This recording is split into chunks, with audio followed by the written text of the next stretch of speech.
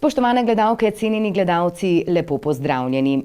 Gen Energija bo v prihodnjih mesecih izvedla potujočo predstavitev projekta JEK2 po Sloveniji, začenši v mestni občini Krško, kjer so minuli četrtek v medijskem središču podjetja Gen Energija širši javnosti predstavili interaktivno in, kot navajajo, zanesljivimi in preverljivimi strokovnimi dejstvi podprto terensko predstavitev projekta JEK2, s katero bodo v prihodnjih mesecih obiskali kraje po vsej Sloveniji.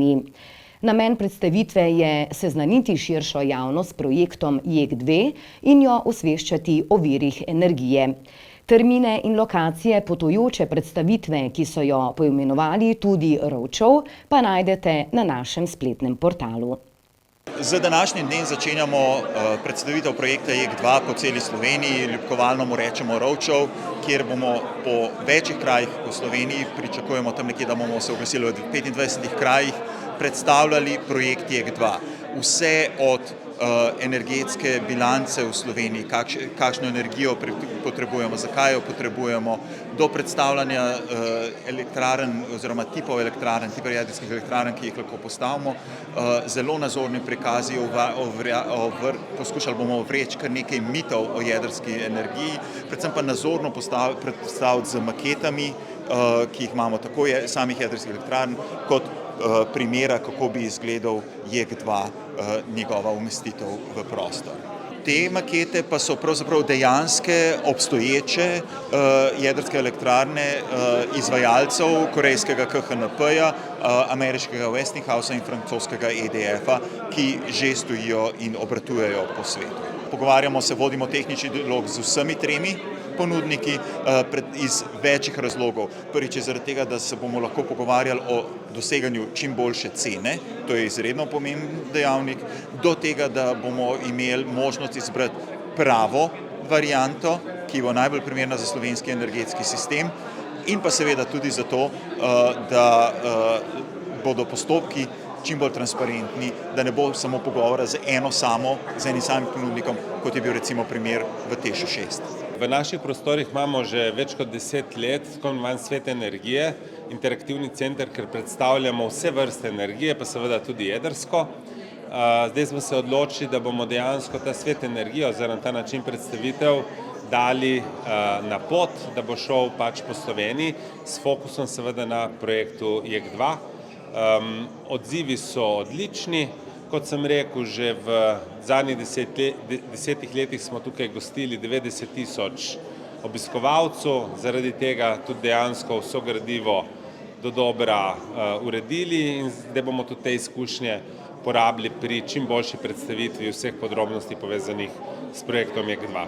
Zanimivo je namreč to, da je naklonjenost rabi jedrske energije v samem Posavju, kjer imajo jedrsko elektrarno, veliko večja kot pa v preostalem delu Slovenije. Zato, ker živijo z elektrarno, ker vedo vse, kar se elektrarne tiče in tej elektrarni, tej ekipi tudi zaupajo. Podali bomo vrsto informacij od tega, kje je lokacija, do tega, kakšna je vrsta jedrske energije, se pravi, na kakšen način pridobivamo jedrsko energijo, kakšni so možni dobavitelji, do tega, kakšen vpliv ima ta pridobivanje iz jedrske elektrarne na prostor. Dodali bomo tudi ekonomiko in nenazadnje tudi razblinili določene mite o jedrski energiji. Še posebej bomo pa posvetili pozornost tudi jedrskim odpadkom. Župan mestne občine Krško Janez Kerin je na novinarski konferenci pred 13. sejo občinskega sveta mestne občine Krško zavrnil očitke opozicijskih občinskih svetnikov. Kot je poudaril, proračun podpira pomembne investicije, vključno z bazenom, in zavrnil trditve opozicije kot neutemeljene. Odzval se je na očitke opozicijskih občinskih svetnikov, ki so na svoji predhodni novinarski konferenci kritizirali proračun mestne občine Krško ter projekt novega bazena. Pa poglejmo. V bistvu sem bil preko medijev, se pravi preko vas, seznanjen, da je skupina svetnikov, ki zasedajo v občinskem svetu mestne občine Krško, v torek, 21. maja ob 13. uri organizirala, v bistvu pripravila novinarsko konferenco, na kateri so podali en kup zadev, stvari, argumentov, takšnih in drugačnih, s katerimi seveda se kot župan in kot mestna občina Krško nikakor ne morem strinjati. In v tej zvezi smo tudi na mestni občini Krško pripravili ustrezne odgovore z argumenti, ki bomo tudi objavili na naši spletni strani in bodo tudi podani medijem. Vsekakor so določene stvari so kontradiktorne, njihove navedbe pač preprosto ne držijo. Od priprave proračuna lahko rečem, da so ena izmed podžupanj vse skozi aktivno sodelovala preko kolegijev župana na teh debatah o proračunu in tudi sama priprava proračuna je taka, da so bili tudi vsi zavodi pozvani k svojimi potrebami glede pridobitve sredstev iz integralnega proračuna. Seveda to je bil en kup želja, en kup potreb, seveda vreča je ena in potem smo dejansko te potrebe razdelili po posameznih področjih. V končni fazi tudi proračun je zato, osnutek proračuna zato, da se podrobneje seznanijo tudi vsi ostali svetniki. Če se sami prav spomnite, so prvi osnutek proračuna tudi v bistvu niso potrdili, se pravi tudi samega osnutka ne. Bilo je podani tudi en kup amandmajev, katere smo tudi potem v neki meri, kar je bilo mogoče, upoštevali. Daleč od tega, da je bil proračun naravnan slabo, da je proračun ni bil naravnan investicijsko. V končni fazi smo povečali investicije za skoraj 2 milijona evrov, kar negiramo njihovo izjavo, da ni tako naravnan. V končni fazi govorimo demant na vložek finančnih sredstev na infrastrukturnem področju. Tudi tukaj govorimo o večjih sredstvih, se pravi 9 milijonov evrov namenjamo za to. Tudi ni res, da smo utihnili z govoricam o projektu zdravstvenega doma Krško. V bistvu smo prenehali aktivnosti na podlagi amandmaja stranke Gibanje Svoboda, ki je pač predlagala rebalans na tem delu oziroma podala amandma. Drugače smo pa mi v ta namen imeli pripravljenih 330 tisoč evrov za leto 2024. Amandma ta je bil sprejet na željo Gibanje Svoboda, zato je tudi potem so določene aktivnosti, kar se tiče zdravstvenega doma, se s tem prenehale. Kot alternativo, če gremo na bazen, ki tudi danes verjetno osrednja tema seje, ki sledi v nadaljevanju, je ta, da v bistvu gre za podedovani projekt. V prejšnjem mandatu je že bila izbran arhitekturna zasnova, se pravi nagrajeni izvajalec oziroma nagrajeni izdelek. V prejšnjem mandatu je bil že izbrana lokacija. V prejšnjem mandatu so se že pogovarjali o izhodiščnih oziroma okvirnih cenah, govorimo okoli 10 milijonov evrov. Skratka, mi smo samo oziroma nadaljevali zgodbo, za katero mislim, da je dobra, še vedno in trdim, da je dobra in da si Krčanke in Krčani zaslužimo ta bazen in da pač bodo danes prevladovala modro mnenje, modro odločitev in da bodo svetnike in svetnice in svetniki to tudi potrdili. Poudarjam še enkrat, bazen je namenjen vsem. Bazen ni namenjen samo ožji skupini plavalcev oziroma društev, plavalnih klubov, kar se nam očita, to ni res. Bazen je namenjen širši uporabi, gre za rekreacijsko plavalni objekt. V končni fazi danes prihajam, ali to naključje ali ne, tudi ravnokar iz 10. urbanega foruma v Kopru, v organizaciji Zveze mestnih občin Slovenije, kjer je bil, lahko rečem, tema je bila razvoj športa in rekreacije za razvoj mest in lahko rečem, da je bil eden izmed dobrih projektov oziroma dobre prakse predstavljen tudi na sliki Krški bazen. Se pravi, ne govorimo o nekem zmazku, ne govorimo o nekih negativnih konotacij tega bazena, pa govorimo s pozitivo. V končni fazi tudi v Ljubljani gradijo bazen, dva bodo gradili in ni takih problemov, kot pa v Krškem s tem objektom, ki ga delamo že v bistvu, da poteka, mislim, da 17. leta. Bilo je tudi tema, kar se tiče, da bi pokrili lahko tudi brezstraniški bazen, seveda bi lahko pokrili, to je vedno tako, ampak tehnično je sicer to možno, vendar ne brez velikih investicijskih vložkov.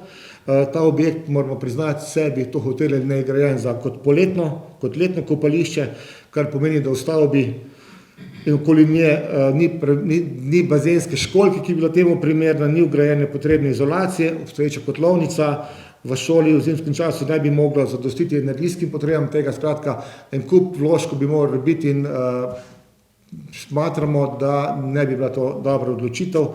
Sploh ob dejstvu sofinanciranja tega bazena, še vedno poudarjamo, govorimo o sofinanciranju iz sistema CTN ali pa iz tako imenovanega mehanizma, CTN mehanizma in noben gospodar, če se ne bi odločil v takem sofinanciranju, takega vložka, če gradi, to sem že ponovil, pa še pri svoji stanovanjski hiši, če se ne bi odločil za gradnjo tega, bi mu rekli, da ni dober gospodar. Zato smo se odločili, da bomo probali to tudi danes prepričati občinske svetnike, da gre za dober projekt, da gre za pameten projekt, da gre za tudi vzdrževalno potem finančno projekt, kateri pije vodo. Jaz verjamem, da bodo to prepoznali. Včasih je sicer težko prepričati prepričanega, pa vendar. Jaz mislim, da bo toliko argumentov danes predstavljenih, da bo temu tako. V končni fazi spomnite se izjav iz okroglih miz, ki smo imeli kandidati za župane v Kulturnem domu Krško. Noben izmed tam prisotnih 4 kandidatov ni bil proti oziroma še več. Vsi smo trdili, da bazen takoj, v enem primeru je bila vprašljiva lokacija, ampak nikakor pa ne, da bi odstopili od tega projekta bazena. Jaz še nekaj malo stvari obljubim, če kaj obljubim, to poskušam tudi realizirati in moja izjava je bila, da bazen, sočasno pa razmišljanje v večjem bazenu v nadaljevanju zgodbe in temu tudi je zasnovan ta bazen kompleks tako in pa park urbanih športov tako, da še vedno puščamo možnost odprtine oziroma prostora za kasnejše rodove, za umestitev na tem območju tudi olimpijski bazen, ki si ga tudi Krško, po mojem mišljenju, še vedno zasluži. Je tudi argument tega, da plavalna stroka ne podpira takšnega bazena. Na to so se odzvali tudi sami plavalci in so kategorično tega zanikali. Se pravi, v tej novinarski konferenci ali pa v teh špekulacij je toliko besed proti temu, da ne vem, kako vsem zadostiti s svojimi odgovori. Jaz moram priznati, da tako imenovani investicijski program oziroma projekt tega vzdrževalnega bazena je primerljiv z ostalimi bazeni oziroma narejena analiza cost benefit. Vsak objekt tudi prenaša se določene stroške, ampak prepričani smo na podlagi izračunov strokovnih mnenj, da bo ta objekt za mestno občino Krško, za njihovo naše stanje proračunska sredstva, ki razpolagamo za širitvi, o kateri vsi tako govorimo, da bomo se širili na podlagi JEK2, strošek, kateri bo vzdržen in kateri bo upravičil stanje same investicije. Morda še podatek glede stanovanj, tudi to smo dobili očitek, da se premalo vlaga v stanovanja. Vsi vemo, letos bomo pridobili 33 novih stanovanj, se pravi neposredno gradi kot občina v Žlapovcu, Rudar kot večinski lastnik, lasti občine, gradi stanovanja na Sremiški ulici na Vidmu. Tako da bomo dobili stanovanje in če to primerjamo, ko se tako radi primerjamo z ostalimi občinami, naj lahko rečem, da po podatkih iz prejšnjega leta ima mestna občina Ljubljana oziroma njeni javni stanovanjski sklad v lasti 4413 stanovanjskih enot. Mestna občina Krško in družba Rudar, se pravi, to moramo skupaj povezovati, ima v lasti 624 stanovanjskih enot. Glede na število prebivalcev imamo v mestni občini Krško v lasti 60% več stanovanj, kot ima mestna občina Ljubljana, pa je tako poveličujemo. Imamo 33% več stanovanj, kot ima mestna občina Maribor. Imamo 140% več stanovanj, kot jih ima mestna občina Koper in celo 300% več stanovanj, kot ima mestna občina Novo mesto. Se pravi, da nimamo stanovanj in da premalo vlagamo stanovanja, mislim, da ta argument z podatki, ki sem vam zdaj dal, v mestni občini Krško ne drži, ne pije vode, preprosto ne pije vode. V sredo je na ploščadi pred Kulturnim domom Krško potekala že 12. parada učenja, ki je združila vse generacije v praznovanju vseživljenjskega učenja. Dogodek, ki ga je organiziral Andragoški center Slovenije in številne ljudske univerze, je povezal 19 prizorišč po Sloveniji, kjer so potekale raznolike dejavnosti, od delavnic in strojnic do multimedijskih predstavitev.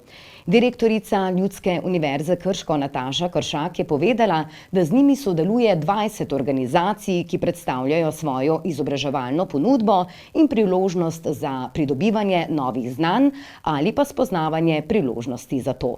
Danes poteka tradicionalna parada učenja tle na ploščadi pred Kulturnim domom Krško. Z nami sodeluje 20 organizacij, ki predstavljajo svojo izobraževalno ponudbo in priložnost za pridobivanje novih znanj ali pa spoznavanje priložnosti za to. Sicer smo Ljudska univerza Krško 29. leto zapored koordinator prireditev Tedna vseživljenjskega učenja v Posavju. In z nami sodeluje letos preko 50 organizacij v času od 10. maja do 16. junija. Koordiniramo skupaj s partnerskimi organizacijami 180 prireditev, kar so lepe in zgovorne številke. Parada učenja ima za mestno občino velik pomen, tudi to se izkazuje skozi našo podporo temu dogodku. V končni fazi govorimo o 12. paradi učenja, kar pomeni, da nadaljujemo dobro zgodbo predhodnikov. Lahko rečem tudi potrdim dobro sodelovanje z organizatorjem, to se pravi Ljudsko univerzo Krško, s proaktivno vlogo njene direktorice. Lahko izpostavim, da se izredno zavzema za učenje starejših, za vseživljenjsko učenje. Skratka, lahko govorim samo o pozitivnem smislu tega sodelovanja in v končni fazi tudi zavodi, ki sodelujejo z mestne občine Krško na tem dogodku, izkazujejo to sodelovanje in pa dobro delo v naši mestni občini.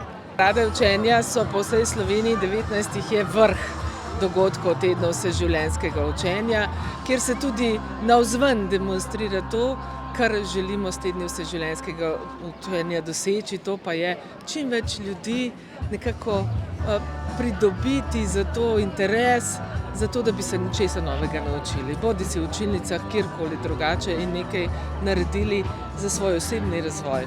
Predstavljamo strokovno izobraževalni center Brežice, pa imamo programe trgovska, vzgojiteljska, zdravstvena in ekonomski tehnik. Izdelki, ko so jih naredili vzgojitelji. Kot vsako leto, tudi letos na paradi učenja predstavljamo muzejske enote Kulturnega doma Krško, to sta Mestni muzej Krško z galerijo Krško in pa grad Reichenburg. Nekako vsako leto se odločimo, da neko aktualno razstavo predstavimo skozi naš pedagoški program. Letos je to v Mestnem muzeju Krško razstava, ki je bila posvečena 100. obletnici rojstva Rezi Pirc, in pa na gradu Reichenburg pa predstavljamo razstavo Trapisti v Reichenburgu, tako da bodo otroci lahko nekako izvajali ta obrazstavni pedagoški program. Grajska enota ponuja izdelovanje klobukov, slamnikov, ki so jih trapisti tudi pri svojem delu kot zaščito na polju nosili. Pri nas, torej Mestni muzej Krško, pa bomo se zabavali z interaktivnimi listi, ki so bili izdani ob razstavi Rezi Pirc. Rezi Pirc, kot vemo, je bila ustanoviteljica Društva prijateljev mladine Krško, Zveze prijateljev mladine, bila je družbeno-politična delavka, zaslužna za to, da otroci še vedno letujejo v nerezinah in še za marsikakšno drugo, bom rekla, zadevo povezano z otroki, tako da se jih bomo na ta način posvetili in oddolžili na tej delavnici. Zveza prijateljev mladine predstavlja danes predvsem prostovoljstvo in vabimo kakšne mlade, da se nam pridružijo. Drugače pa se danes v bistvu tudi majčkeno poigramo z otroki, igramo križce pa krožce. Bomo videli, če bo še kdo prišel, pa bomo zaigrali Črnega Petra. Smo iz Fakultete za energetiko Univerze v Mariboru, naš sedež je v Krškem, stalna dislocirana enota v Velenju. Na naši fakulteti pa izvajamo celotno vertikalo študija, se pravi na 1., 2. in tudi na 3. stopnji. Tako da lepo vabljeni, da nas obiščete in se nam tudi pridružite. Danes tukaj na paradi učenja predstavljamo naše študijske programe, še posebej pa predstavljamo tudi nove oblike poučevanja, tudi z novo tehnologijo znotraj projekta NO OO jih razvijamo, tako da je danes tukaj za obiskovalce na voljo virtualna izkušnja z VR očali, nad katero, kot vidimo, so otroci še posebej navdušeni. Sem dietetičarka v Centru za krepitev zdravja Zdravstvenega doma Krško in danes predstavljamo tukaj na naši stojnici naš center, naše aktivnosti, ki jih izvajamo. Tukaj smo kineziologinja, jaz dietetičarka pa medicinske sestre. In med drugim imamo tudi pasti v hrani malo predstavljene, torej vsebnost soli, vsebnost sladkorja in maščob v živili. Program za zgodnje odkrivanje raka na debelem črevesju. S tem skušamo zaveščiti ljudi vseh starosti, da se spoznavajo in vključujejo tudi po 50. letu v naš program. Mi danes skupaj z centrom Svit predstavljamo program, ki je pomemben za to zgodnje odkrivanje in ki v bistvu, kjer pozivamo ljudi, da se redno udeležujejo, kajti ravno s to redno udeležbo lahko rešimo življenja in nekje vsako leto s tem programom Svit rešimo okoli 200 življenj, kar je zelo lepa številka. Mi predstavljamo našo poklicno gasilsko enoto Krško, katera opravlja različne naloge pri varovanju premoženja. Kot tukaj predstavljamo naprimer sedaj vrtno tehniko. To je ena taka naša specializacija, kateri prihodnosti in namenjamo veliko časa in svojih veščin področja požarne in zaščite in obvladujemo v prometnih nesrečah in vseh teh dogodkih, kateri potrebujejo našo pomoč. Župan občine Brežice Ivan Molan je z direktorjem v postopku javnega naročanja izbranega izvajalca KOB Brežice, magistrom Dejanom Bibičem, podpisal pogodbo za obnovo osrednjega hrama kulture v občini. Obnovo dvorane, ki bo obsegala prenovo elektroinstalacij z razsvetljavo in ozvočenjem ter izvedbo sistema zmogljive videoprojekcije, bo pomembno izboljšala kakovost izvedbe prireditev tako za ustvarjalce kot za obiskovalce. Občina je pristopila k obsežni prenovi, saj obstoječa oprema ne zadostuje več za izvedbo prireditev po sodobnih standardih, hkrati pa bo prenova omogočala boljši dostop za gibalno ovirane osebe. Občina se je odločila, da se ta dom posodobi. Treba povedati, da je bil nazadnje znotraj posodobljen približno pred 25 leti. Zato seveda je bilo potrebno kar dobro razmisliti, kaj je vse potrebno storiti. Najprej seveda želimo predvsem ta atrij razširiti s tem, da bo bistveno bolj primeren seveda za obiskovalce pred prireditvom, med prireditvom in pa prireditvom. Prav tako seveda je potrebno posodobiti stvari za gibalno ovirane osebe. Glavni del seveda prenovitve so pa tudi notranja dela, se je potrebno zamenjati vse inštalacije, je potrebno urediti akustiko in pa podobne stvari, prav tako seveda tudi projektor in pa ostale stvari, kajti dejansko več ta oprema, ki je znotraj, ne zadostuje predvsem danes sodobnim prireditvam, tako da s tem verjamem, da bomo bistveno izboljšali seveda najprej pogoje za ustvarjalce, prav tako pa tudi pogoje za gledalce oziroma obiskovalce in lahko rečem, da je to letošnje leto ena največjih investicij v kulturne dejavnosti v občini Brežice, saj bo investicija samo gradbeni del nekje okoli 1 450 000, vse skupaj ocenjujemo na 1 600 000. Dokončano naj bi bilo nekje do konca leta, tako da jaz verjamem, da z novim letom 2024 se bojo lahko ponovno začeli noter vsi dogodki, od kina in pa vsega ostalega, kar se seveda pri nas dogaja, glede na to, da imamo izjemno razvito kulturo, predvsem to amatersko, in jaz verjamem, da s tem bomo seveda dosegli to, da se bo nivo naših kvalitetnih prireditev še izboljšal. V soboto 18. maja je Simfonični orkester Glasbene šole Krško na osrednjem letnem koncertu združil moči s posavsko elektro-rock zasedbo Contradiction. Velika dvorana kulturnega doma v Krškem je bila napolnjena z močnimi zvoki drum and bassa, industriala, synthwava in post-punka. Projekt je plod enoletnega sodelovanja orkestra, ki ga vodi Peter Gambrič in skupine Contradiction. Zahtevne aranžmaje pa je pripravil skladatelj Dejan Učakar. Addiction smo v bistvu band, ki združujemo neko konzervativno rock formo z elektronsko glasbo. Mi se radi opredelimo kar kot nuklearni rock, smo trio, pa ga žgemo. Danes imamo letni koncert z Simfoničnim orkestrom glasbene šole Krško, ki smo malo več kot let nazaj sprejeli izziv, ki nam ga je podaril Jure Longika, da se pojavimo v oddaji Ištekani na Valu 202. Takrat smo to sprejeli in smo tudi rekli, da ne gremo konvencionalno gor, kot band se samo izštekati. Smo rekli, da bomo ostali v Štekani, se bomo pripeljali pa 75-članski simfonični orkester.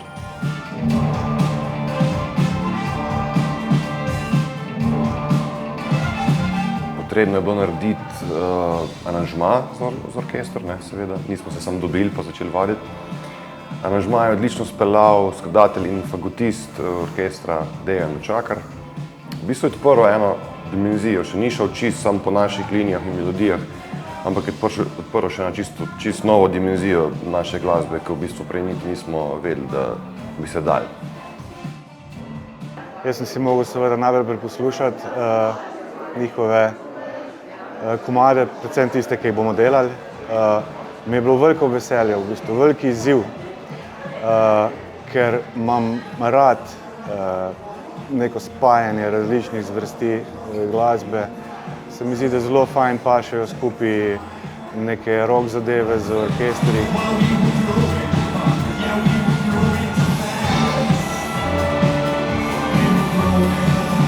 Je bil pa izziv z elektroniko delati.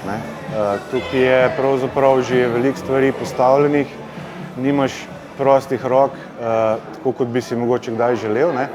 Smo se pa takoj na začetku že dogovorili, da bomo pravzaprav naredili tako, da ne bomo delali novih komadov, ampak bomo vzeli original njihove komade in jih samo probali dograditi, obarvati, nekaj novega povedati mogoče, pa vseeno ohraniti v bistvu original sporočilo.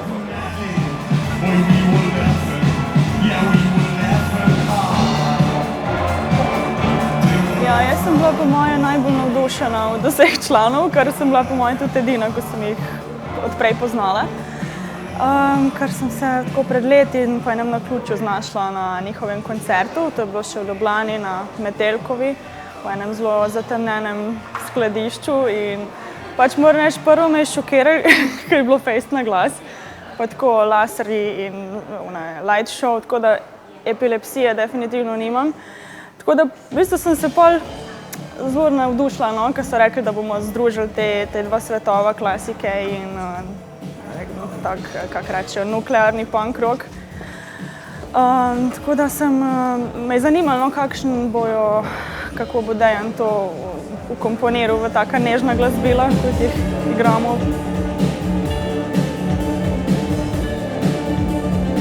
Pravzaprav cel orkester je bil navdušen, zelo prav je prišla tudi majhna sprememba, zmeraj je fino vnesti nekaj novega, če ne postane program tektoroben, vedno se ponavljajo zelo podobne stvari in je, mislim, da tudi orkestru veliki izziv enkrat delati z neko novo skupino, z nekim novim nabojem, z novo energijo, čisto drugačno strukturo, kot so bili vajeni, tako da mislim, da je komplet orkester zelo užival, koliko sem jaz videl.